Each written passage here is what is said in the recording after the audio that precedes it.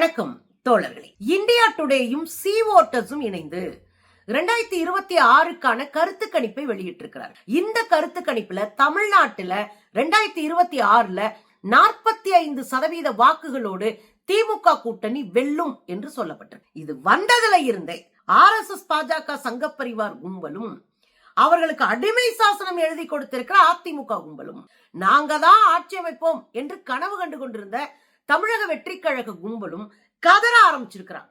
நாம் தமிழரை பற்றி பிரச்சனையே இல்ல. அவங்க என்னைக்குமே வெற்றிக்கு ஆசைப்பட்டது இல்ல. தெருவுல நின்று பேசுறது, திரள் நிதியை வாங்குறது, தின்னுட்டு தூங்குறது, இதுதான் அவங்களுடைய அரசியல். சோ அவங்கள நான் கணக்கிலே சேர்க்கல. சோ இந்த கும்பல் கதறிட்டு இருக்கு அப்படின்னா என்ன நடக்கிறது தோழர்? தமிழ்நாட்டுல 2026ல சட்டமன்ற தேர்தல் நடக்க போகுது. அதுக்கான சகல வழிகளிலும் களத்தில் இறங்கி வேலை செய்து கொண்டிருக்கிறது அரசியல் கட்சி. இந்த அரசியல் கட்சிகள் நெருப்பு பறக்கிற பிரச்சாரம், மக்கள் சந்திப்பு, பல்வேறு வியூகங்கள் அப்படின்னு சொல்லிட்டு கடகட கடகட கடன் 2026 தேர்தலுக்கு முன்னாடியே கூட்டணியை முடிச்சாச்சு. இது இப்படிதான், அது அப்படிதான் போயிட்டு இருக்குங்க. பயங்கர வேகமா போயிட்டு இருக்கு. பற்றி எறிந்து கொண்டிருக்கிறது Tamil Nadu.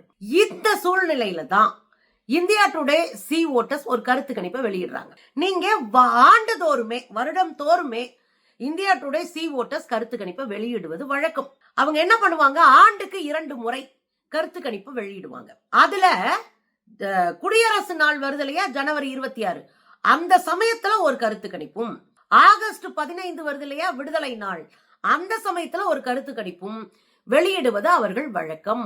Mood of the nation என்கிற பெயர்ல இந்த கருத்து கணிப்பு வரும். இந்த நாட்டினுடைய மூடு எப்படி இருக்கு அப்படின்றத கிட்டத்தட்ட வருஷத்துக்கு 2 தடவை சொல்லிக்கிட்டே இருப்பாங்க. கருத்து கணிப்பு எடுத்துக்கிட்டே இருப்பாங்க. அதை மக்கள் மன்றத்துல எடுத்து கொண்டு போடுறது அவங்களுடைய வழக்கு. அப்படி இந்த ஆண்டும் ஜனவரி 26 இப்பதானே முடிஞ்சு ஒரு கருத்து கணிப்பை வெளியிட்டு இருக்கிறது இந்தியா டுடே சி ஓட்டர்ஸ். இதை எப்படி எல்லாம் பார்ப்பாங்க, இந்த கருத்து கணிப்பை எப்படி அணுகுவாங்க அப்படின்னா, 2025 பீகார் டெல்லி எலெக்ஷன்ல பாஜகவினுடைய வெற்றி. இப்ப மகாராஷ்டிராவில் உள்ளாட்சி தேர்தல் நடந்துட்டு இருக்கு, அதையும் சேர்த்துப்பாங்க.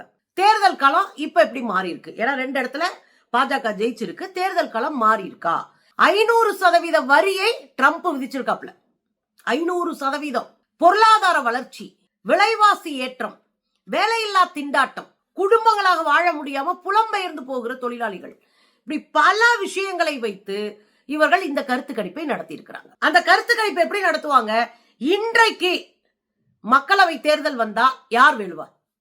இன்னைக்கு மக்களவை தேர்தல் வருது, நாடாளுமன்றத்துக்கு ஒருத்தரை செலக்ட் பண்ணோம். அப்படி மக்களவை தேர்தல் வந்தா, இன்றைக்கு வந்தா யார் வெல்வார்கள்?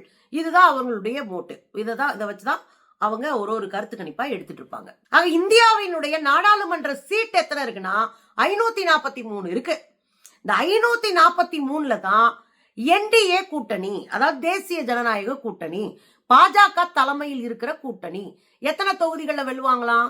352 தொகுதிகள் வெல்வாங்களாம். 352 தொகுதி. போன முறையே 240 தான் வாங்கினாங்க. ஆனா இன்னைக்கு வச்சா 352 தொகுதியை வெல்லுவார்கள். அப்ப இந்தியா கூட்டணி என்னையா அப்படின்னா, போன முறை வெளியிட்ட போது, போன முறை இந்த சர்வேயை வெளியிடும் போது 208 தொகுதியில வெல்லுவாங்க.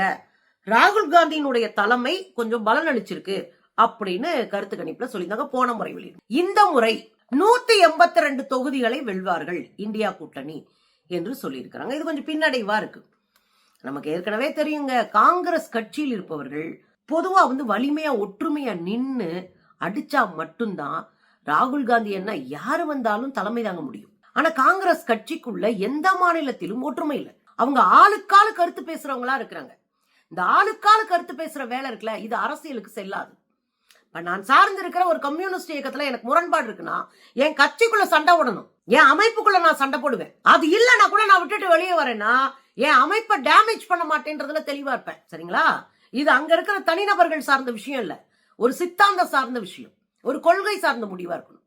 ஆனா காங்கிரஸ்ல என்ன பிரச்சனை இருக்குன்னா, இங்க பன்னெடுங்காலமாக அமைச்சர்களாக இருந்து சுரண்டி தின்ற ஒரு பெரும் கூட்டம் இன்னைக்கு பாஜக கூட சேர்ந்துட்டு நாங்கெல்லாம் யார் தெரியுமா, இந்துக்கள் அப்படின்னு பேசுற அயோக்கியத்தனமான பல விஷயங்கள் நம்ம பார்க்க முடியும். அது போல ஒரு மாநிலத்திலும் தனித்தனியாக அங்க இருக்கிற கூட்டணி கட்சிகளை மதிக்காம அவங்க பாட்டுக்கு பேசிட்டு போறாங்க. இப்ப என்ன பிரச்சனை ஓடிட்டு இருக்குன்னா, மாநிலங்கள்ல தொடர்ந்து காங்கிரஸ்குள்ள ஒரு ஒற்றுமையின்மை, ஒரு பின்னடைவை ஏற்படுத்தி இருக்கிறதோ என்கிற அச்சம், ஐயம், கவலை நமக்கு இருக்கிறது. இதுல என்டிஏ கூட்டணி 55% வாக்குகளை பெறும் அப்படின்னு சொல்லியிருக்காங்க. 55% வாக்குகள். இன்றைக்கு தேர்தல் நடந்தால், நாடாளுமன்ற தேர்தல் வந்தா 55% வாக்குகளை என்டிஏ கூட்டணி வாங்கும். மோடி தலைமையிலான கூட்டணி வாங்கும். அதுல இந்தியா கூட்டணி எவ்வளவு வாங்கும்? 27%. அதுல பாதி 27% தான் வாங்குவாங்க அப்படின்னு கருத்து கணிப்பு வெளியிட்டு இருக்கு. இதுல மோடி தோல்வி அடைந்த இடம் எது அப்படின்னு கேட்டதுல பலரும் வேலை வாய்ப்பை பற்றி குறிப்பிட்டிருக்க. வேலை வாய்ப்பு இல்லை என்பதை 27% மக்கள் மோடியினுடைய தோல்வியாக கருதுகிறார்கள். விலைவாசி உயர்வு, விலைவாசி ரொம்ப உயர்ந்து போச்சு. 21% மக்கள் விலைவாசி உயர்வை கண்டிச்சு இது தோல்வின்னு இருக்கிறாங்க. பொருளாதார வளர்ச்சி படுதோல்வி அப்படின்னு 7% மக்கள் சொல்லி இருக்கிறாங்க. இது ஒரு பக்கம். அவர் வென்ற இடம் எது அப்படின்னு கேட்டதுக்கு அவங்க சொன்ன கருத்து என்ன அப்படின்னா, ராமர் கோயில கட்டிட்டாங்க 12% பேர், வளர்ச்சி 9% பேர், ஆபரேஷன் சிந்தூர் 4%, 4%. இப்ப இந்த கும்பல்லாம் சங்கி கும்பல் தான். இதெல்லாம் கொண்டாடுறாங்கன்னா நாட்டை பத்தி அக்கறை இல்லாத ஆட்கள் தானே இதெல்லாம் சொல்லுவாங்க. அப்ப வளர்ச்சி அப்படின்றத பத்தி பேசாம, வேலை வாய்ப்பு எல்லாம் பேசாம, அவர் கோயில கட்டினாரு, குளத்தை வெட்டினாரு, அதனால அவரு இப்படி பேசிட்டு இருக்கிற ஒரு கூட்டம் இன்றைக்கும் வடக்க இருக்கு. தமிழ்நாட்டு நிலவரம் என்னங்க அப்படின்னா, டிஎம்கே கூட்டணி 45% வாக்குகள் பெற்று அதிரடியான வெற்றியை ஈட்டும். அதே போல ஏடிஎம்கே 33% வாக்குகளை பெறும். அதர்ஸ் 15. எனக்கு என்ன கவலைன்னா, எங்கயா அந்த டிவிக்கே எங்கயா? அவங்க தானே அடுத்த ஆட்சி அமைக்க போறாங்க.